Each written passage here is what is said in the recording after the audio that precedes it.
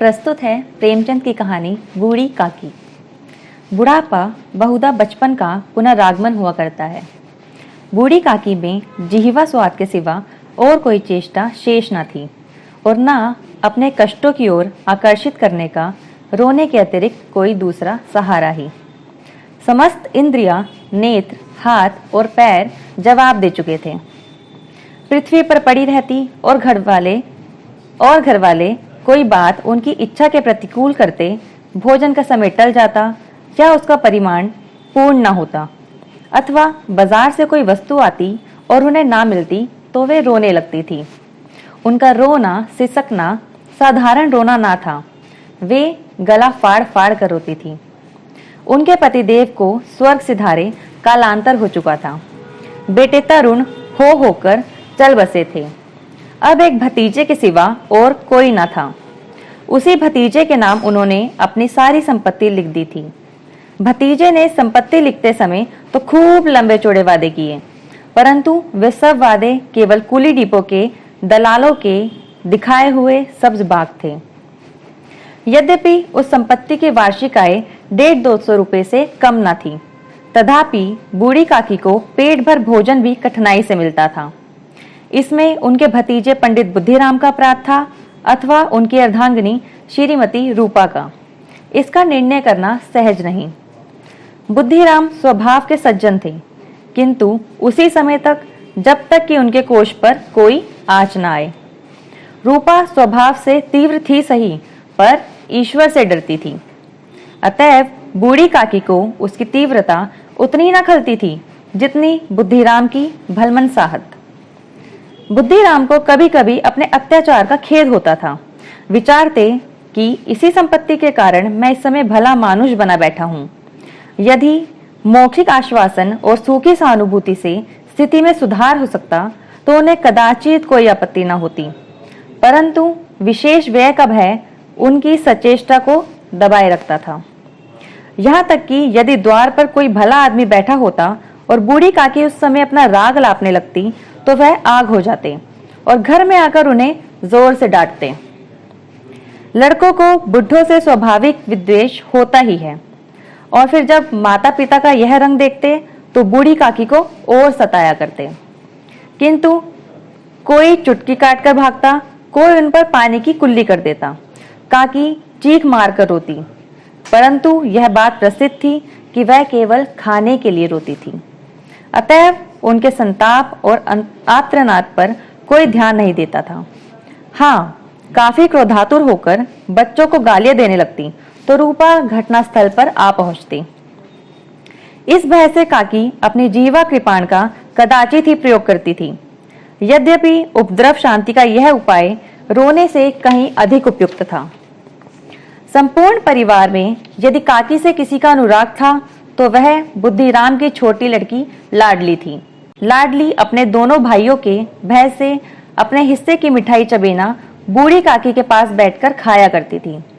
यही उसका रक्षागार था, और यद्यपि काकी की शरण उनकी लोलुपता के कारण बहुत महंगी पड़ती थी, तथापि भाइयों के अन्याय से कहीं सुलभ थी। इसी स्वार्थानुकूलता ने उन दोनों में सहानुभूति का आरोपण कर दिया था। रात का समय था। बुद्धिराम के द्वार पर शहनाई बज रही थी और गांव के बच्चों का झुंड विस्मयपूर्ण नेत्रों से गाने का रसास्वादन कर रहा था। चारपाइयों पर मेहमान विश्राम करते हुए नाइयों से मुक्कियां लगवा रहे थे। समीप ही खड़ा हुआ भाट बिरदावली सुना रहा था और कुछ भावज्ञ मेहमानों की वाह वाह पर ऐसे खुश हो रहा था मानो इस वाह वाह का यथार्थ में वही अधिकारी है। दो एक अंग्रेजी पढ़े हुए नवयुवक इस व्यवहारों से उदासीन थे। वे इस गवार मंडली में बोलना अथवा सम्मिलित होना अपनी प्रतिष्ठा के प्रतिकूल समझते थे। आज बुद्धिराम के बड़े लड़के सुखराम का तिलक आया है। यह उसी का उत्सव है। घर भीतर स्त्रियां गा रही थी और रूपा मेहमानों के लिए भोजन के प्रबंध में व्यस्त थी। भट्टियों पर कढ़ा चढ़ रहे थे। एक में पूड़ियां कचौड़ियां निकल रही थी, दूसरे में अन्य पकवान बनते थे। एक बड़े हंडे में मसालेदार तरकारी पक रही थी। घी और मसाले की शुद्धावर्तक सुगंध चारों ओर फैली हुई थी। बूढ़ी काकी अपनी कोठरी में शोकमय विचार की भांति बैठी हुई थी। यह स्वाद मिश्रित सुगंधी उन्हें बेचैन कर रही थी। वे मन ही मन विचार कर रही थी, समता मुझे पूड़ियाँ न मिलेगी। इतनी देर हो गई, कोई भोजन लेकर नहीं आया। मालूम होता है सब लोग भोजन कर चुके हैं, मेरे लिए कुछ न बचा। यह सोचकर उन्हें रोना आया, परंतु अपशगुन के भय से वह ना रो सकी। आह, कैसी सुगंधी है, अब मुझे कौन पूछता है। जब रोटियों के ही लाले पड़े तब ऐसे भाग्य कहाँ कि भरपेट पूड़ियाँ मिले। यह विचार कर उन्हें रोना आया, कलेजे में हूक सी उठने लगी, परंतु रूपा के भय से उन्होंने फिर मौन धारण कर लिया। बूढ़ी काकी देर तक इन्हीं दुखदायक विचारों में डूबी रही। घी और मसालों की सुगंधी रह रहकर मन को आपे से बाहर किए जाती थी। मुंह में पानी भर भर आता था। पूड़ियों का स्वाद स्मरण करके हृदय में गुदगुदी होने लगती थी। किसे पुकारूं? आज लाडली बेटी भी नहीं आई। दोनों छोकरे सदा दीख की आज करते थे, आज उनका भी कहीं पता नहीं। कुछ मालूम तो होता कि क्या बन रहा है। बूढ़ी काकी की कल्पना में पूड़ियों की तस्वीर नाचने लगी। खूब लाल लाल, फूली फूली, नरम नरम होगी। रूपा ने भली भांति मोयन दिया होगा। कचौड़ियों में अजवाइन और इलायची की महक आ रही होगी। एक पूड़ी मिलती तो जरा हाथ में लेकर देखती। क्यों ना चलकर कढ़ा के सामने ही बैठूं। पूड़ियां छन छन कर तैरती होगी। कढ़ा से गरम गरम निकालकर थाल में रखी जाती होगी। फूल हम घर में भी सूंघ सकते हैं, परंतु वाटिका में कुछ और ही बात होती है। इस प्रकार निर्णय करके बूढ़ी काकी उकड़ू बैठकर हाथों के बल सरकती हुई कठिनाई से चौखट से उतरी और धीरे धीरे रेंगती हुई कढ़ा के पास आ बैठी। यहाँ आने पर उन्हें उतना ही धैर्य हुआ जितना भूखे कुत्ते को खाने वाले के सम्मुख बैठने में होता है। रूपा उस समय कार्यभार से उद्विग्न हो रही थी। कभी इस कोठे में जाती, कभी उस कोठे में, कभी कढ़ा के पास आती, कभी भंडार में जाती। किसी ने बाहर से आकर कहा, महाराज ठंडाई मांग रहे हैं। ठंडाई देने लगी। इतने में फिर किसी ने कहा, भाट आया है, उसे कुछ दे दो। भाट के लिए सीधा निकाल रही थी कि एक तीसरे आदमी ने आकर पूछा, अभी भोजन तैयार होने में कितना विलंब है, जरा ढोल मजीरा उतार दो। बेचारी अकेली स्त्री दौड़ते दौड़ते व्याकुल हो रही थी, झुंझलाती थी, कूदती थी, परंतु क्रोध प्रकट करने का अवसर न पाती थी। भय होता कहीं पड़ोसने यह न कहने लगे कि इतने में उबल पड़ी। प्यास से स्वयं उसका कंठ सूख रहा था। गर्मी के मारे फूकी जाती थी, परंतु इतना अवकाश भी नहीं था कि जरा पानी पी ले अथवा पंखा लेकर झले। यह भी खटका था कि जरा आँख हटी और चीजों की लूट मची। इस अवस्था में उसने बूढ़ी काकी को कढ़ा के पास बैठी देखा तो जल गई। क्रोध न रुक सका। इतना भी ध्यान न रहा कि पड़ोसने बैठी हुई मन में क्या कहेंगी। पुरुषों में लोग सुनेंगे तो क्या कहेंगे। जिस प्रकार मेंढक केचुए पर झपटता है, उसी प्रकार वह बूढ़ी काकी पर झपटी और उन्हें दोनों हाथों से झटक कर बोली, ऐसे पेट में आग लगी। पेट है या भाड़? कोठरी में बैठते हुए के दम घुटता है। अभी मेहमानों ने नहीं खाया, भगवान को भोग नहीं लगा, तब तक धैर्य न हो सका, आकर छाती पर सवार हो गई। जल जाए ऐसी जीभ। दिन भर खाती ना होती तो ना जाने किसकी हांडी में मुंह डालती। गांव देखेगा तो कहेगा कि बुढ़िया भरपेट खाने को नहीं पाती, तभी तो इस तरह मुंह बाय फिरती है।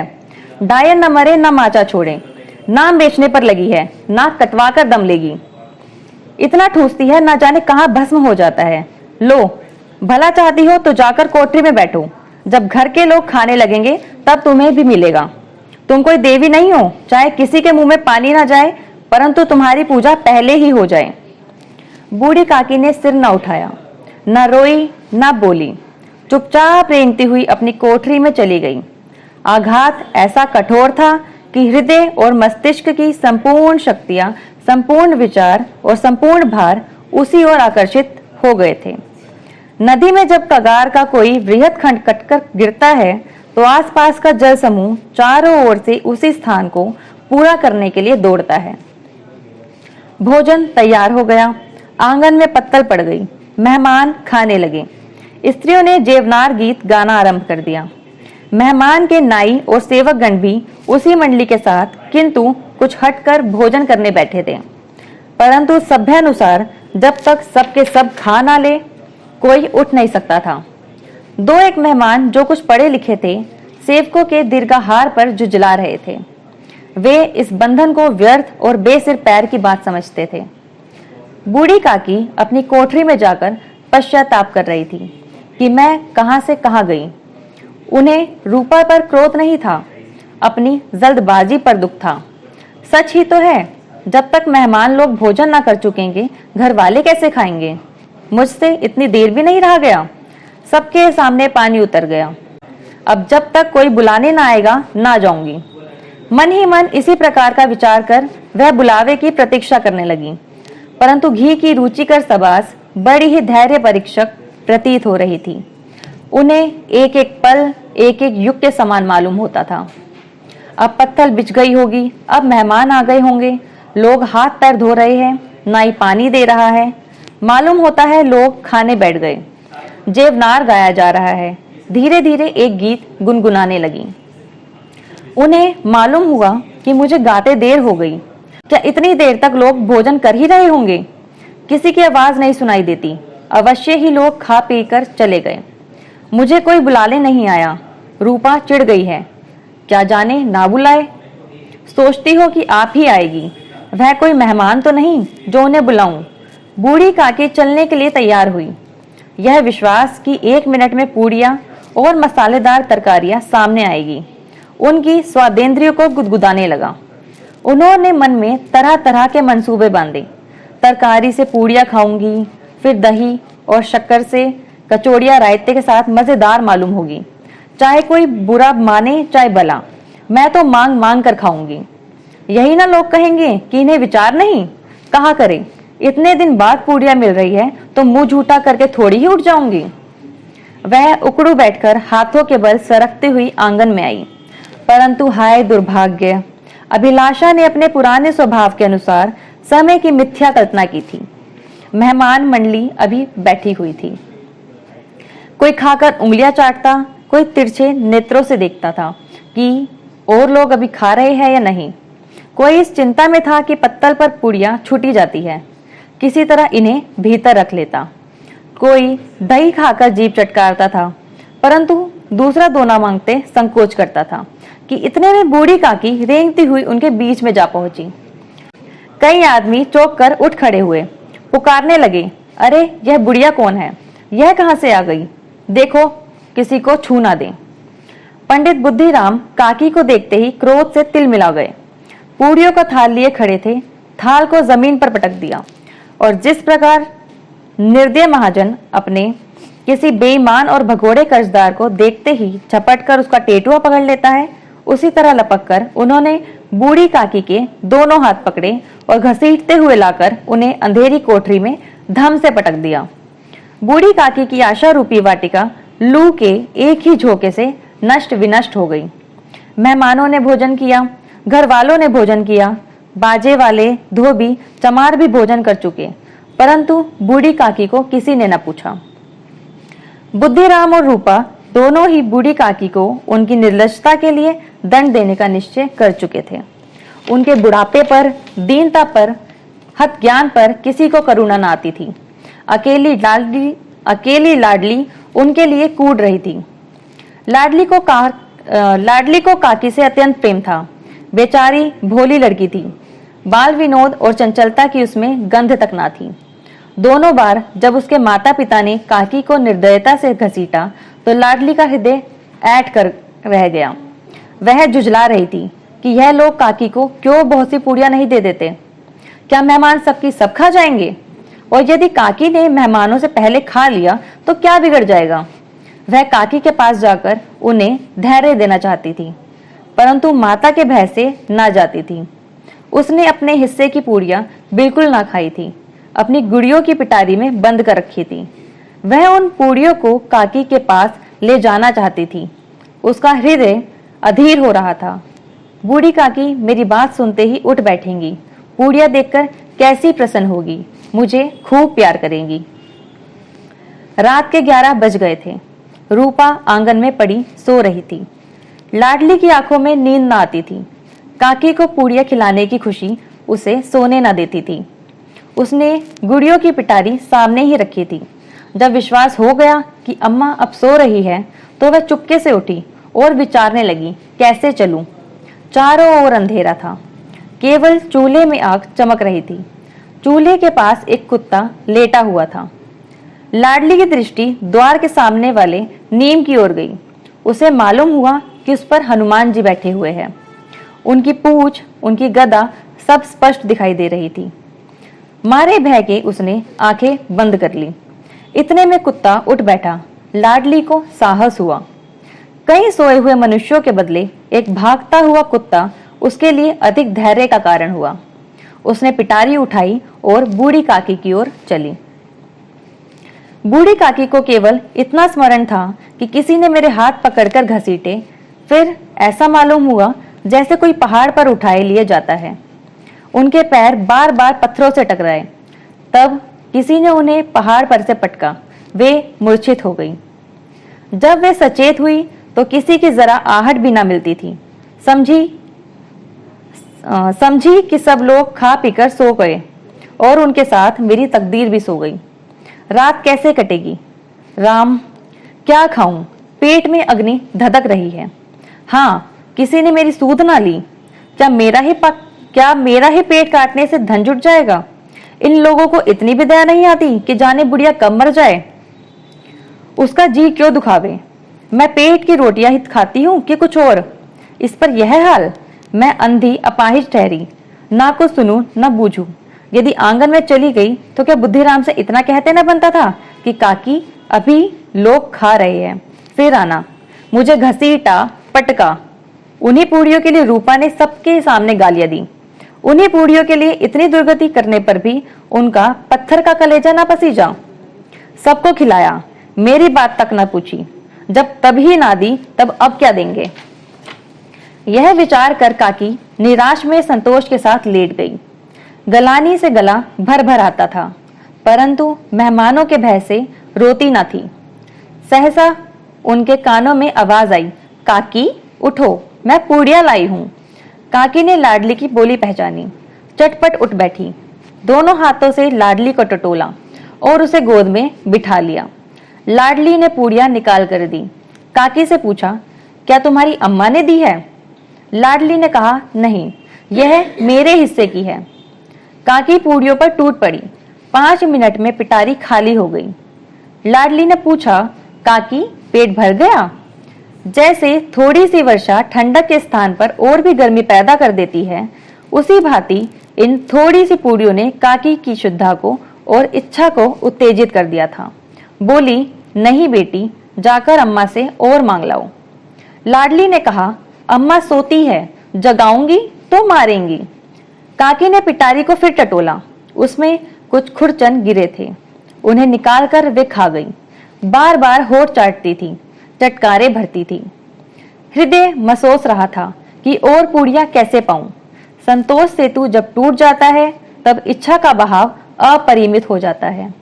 मतवालों को मत का स्मरण करना उन्हें मतांध बनाता है। काकी का अधीर मन इच्छा के प्रबल प्रवाह में बह गया। उचित और अनुचित का विचार जाता रहा। वे कुछ देर तक उस इच्छा को रोकती रही। सहसा लाडली से बोली, मेरा हाथ पकड़कर वहां ले चल जहां मेहमानों ने बैठकर भोजन किया है। लाडली उनका अभिप्राय ना समझ सकी। उसने काकी का हाथ पकड़ा और ले जाकर जूठी पत्तलों के पास बैठा दिया। दीन, शुद्धातुर, हत ज्ञान बुढ़िया पत्तलों से पूड़ियों के टुकड़े चुन चुन कर भक्षण करने लगी। ओह, दही कितना स्वादिष्ट था, कचौड़ियां कितनी सलोनी, खस्ता कितनी सुकोमल। काकी बुद्धिहीन होते हुए भी इतना जानती थी कि मैं वह काम कर रही हूं जो मुझे कदापि ना करना चाहिए। मैं दूसरों की जूठी पत्तल चाट रही हूं, परंतु बुढ़ापा तृष्णा रोग का अंतिम समय है। जब संपूर्ण इच्छाएं एक ही केंद्र पर आ लगती है, बूढ़ी काकी में यह केंद्र उनकी स्वादेंद्रिय थी। ठीक उसी समय रूपा की आंखें खुली। उसे मालूम हुआ कि लाडली मेरे पास नहीं है। वह चौंकी। चारपाई के इधर उधर ताकने लगी कि कहीं नीचे तो नहीं गिर गई। उसे वहां ना पाकर वह उठ बैठी तो क्या देखती है कि लाडली जूठी पत्तलों के पास चुपचाप खड़ी है और बूढ़ी काकी पत्तलों पर से पूड़ियों के टुकड़े उठा उठा कर खा रही है। रूपा का हृदय सन्न हो गया। किसी गाय की गर्दन पर छुरी चलते देखकर जो अवस्था उसकी होती वही उस समय हुई। एक ब्राह्मणी दूसरों की झूठी पत्तल टटोले, इससे अधिक शोकमय दृश्य असंभव था। पूड़ियों के कुछ ग्रासों के लिए उसकी चचेरी सास ऐसा पतित और निकृष्ट कर्म कर रही है।